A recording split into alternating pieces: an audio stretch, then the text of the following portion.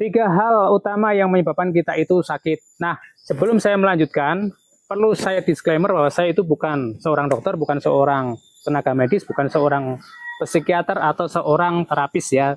Saya hanya orang biasa yang dulu pernah mengalami gangguan asam lambung gata anxiety psikosomatis.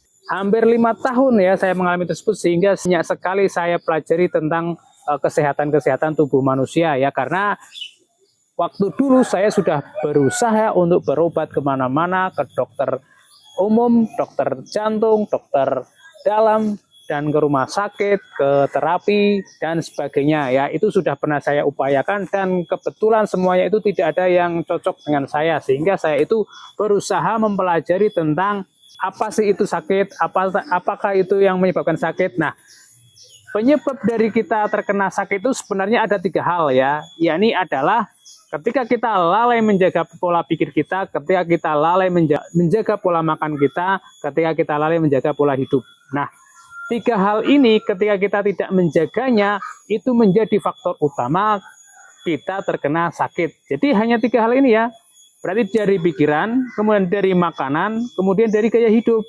Nah, ketiga-tiganya ini kalau kita bisa mengontrolnya, insya Allah kita itu misalkan sakit pun, meriang pun, ya terkena virus pun, itu tidak akan berlangsung lama karena tubuh kita itu kuat. Tetapi kalau 3 hal ini ya teman-teman, ada yang lemah salah satunya, biasanya teman-teman itu mudah sakit. Nah, saya contohkan ya.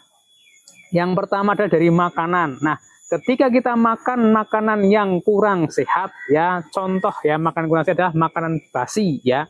Nah, kita makan basi itu pasti akan menyebabkan perut sakit. Nah, contohnya adalah banyak ya tetangga-tetangga kita, keluarga kita itu yang memakan sesuatu kemudian besoknya itu diare, besoknya perutnya sakit. Itu. Kemudian dari pikiran, ketika seseorang ya mengalami depresi, mengalami stres, mengalami kecemasan berlebihan, ketakutan berlebihan, yang terjadi adalah dia akan menjadi lemas, menjadi lesu, tidak nafsu makan, tidak nafsu untuk beraktivitas, sehingga dia itu lupa makan, lupa tidur, sehingga dia akan mengalami yang namanya penurunan kesehatan. Nah, ketika itu berangsur-angsur selama berhari-hari, itu nanti menjadi pintu masuk dari sakit tersebut. Kemudian yang ketiga adalah dari pola hidup.